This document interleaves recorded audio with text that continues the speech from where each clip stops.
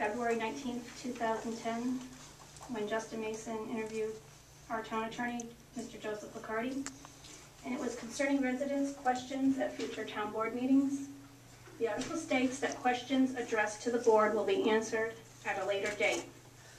Your announcement of this change during the February 10th town board meeting was a surprise to the residents, and many of us were baffled. If the elected town board members, and this town board now, are in agreement with your decision, Mr. Liccardi, I suggest that a process be established and published so the residents may submit their questions and receive answers in a timely fashion.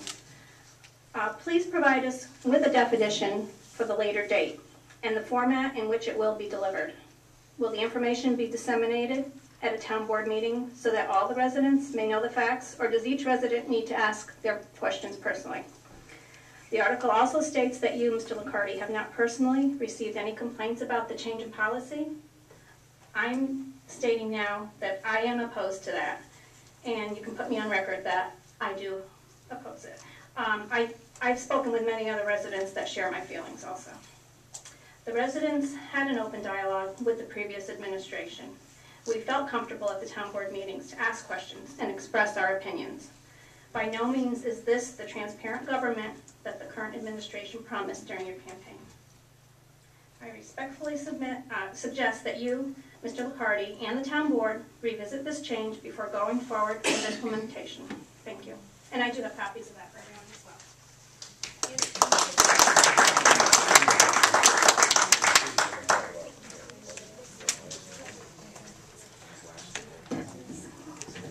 Kelly Rhinesmith, Kramer Avenue, Rotterdam. You may have noticed I got my voice back. Jeez, that's loud. I'm here to address I guess it continues to this moment, the ongoing parade about our town clerk, Mrs. Esposito. It's mind-boggling to me, actually, how the sympathy parades that I've witnessed in here, and the letters to the editor of the newspaper, and about all her hospitality and her years of cheerful service, and I'd be the last to dispute that. I don't think anyone is. But I have to tell you, to use that as a defense, for a violation of the law, to me is mind-boggling. Mrs. Esposito has told us, herself, that she has, improperly used this notary license. I have here, we've heard accusations of politics, of setups. It's even gone as far as rumors about your opponent, Eunice, and you know better than anyone that she never treated you with anything less than total civility. And to allow the perpetuation of these kind of rumors, to me just doesn't seem right. It's gone as far as, I've seen folks come up here and start calling our board members names, and I've been coming to these meetings for some time now, and I've seen some pretty, a lot of entertainment in here. You might say that I think would be unique to Rotterdam. But I have never stood here and called people names, least of all board members, all, in defense of, everyone seems to want to ignore the issue. I have here the original date of the complaint sent to the Department of State back in August of last year. It seems to me if this were political, we would have heard about this before November. I have actually here the documents in question, all dated for the years 2006 through 2008, 6, 7, and 8, by one James J. Malone, Sr., okay, for whom I also have a death certificate dated for 2002. Now, I'm no lawyer, but it seems to me that it's clear in black and white, literally, that you can't possibly witness the signature of a dead man. And Eunice, no one's looking to put you in front of a firing squad, for heaven's sake. I mean, it was a violation. I realize the law is broken every day, and some people get caught and some don't. But when they do, I think they have to take responsibility for those actions. And Eunice, this is probably, it's going to be very difficult for me to say this, but I think it's time, to say it. I think you need to take responsibility for your own actions, to which you've already admitted. And I think that you owe Mrs. Fiorillo an apology for the things to me, it's good. And this is another thing I would refer to is this. I don't know when I've seen, such rude behavior in here and, degrading speakers. And it's just been, beyond anything I've ever seen in here. And, I've seen a lot in here. But, I would ask, I mean, my goodness, I think the world of you, I always have.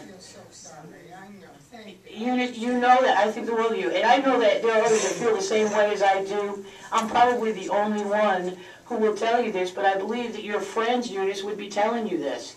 And I think that you should consider just voluntarily surrendering that license. And I think I can promise you with a fair degree of certainty that the world won't end, Eunice. It's a notary license, But I would hate to see, I would just hate to see, I would never want you to retire from this position, Eunice, surrounded by a cloud of any questions at all or suspicion. 4 minutes is up, isn't it? And everyone's has been long past, yes.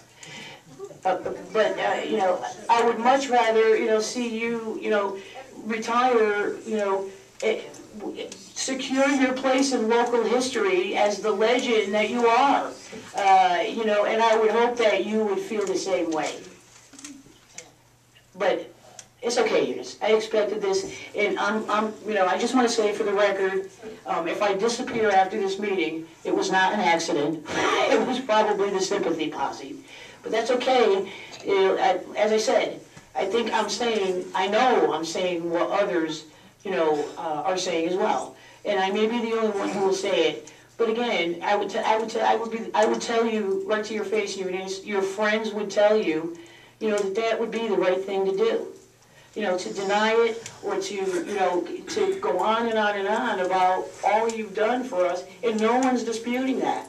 But again, it doesn't. Go any further, I have no intention to tell whoever's run is looking out for my welfare. I really appreciate it. Well, Okay? I hope that you'll think about what I said. But again, I would ask that, I've heard these vicious rumors about your opponent, Eunice, and you and I both know that she's never been anything. And I would ask that I didn't do this to them when they were speaking, and I watched everyone up here 8-10 minutes at a time. I don't speak often at these meetings, so I'm going to finish what I have to say. Okay, and I understand that there's going to be hostility over this, but you just don't compromise the integrity of that office. Think about what I said. And I would ask that this board discourage, the type of behavior, that I'm referring to. Calling people names and, just shouting at speakers, it's ridiculous. I mean, can't we just grow up?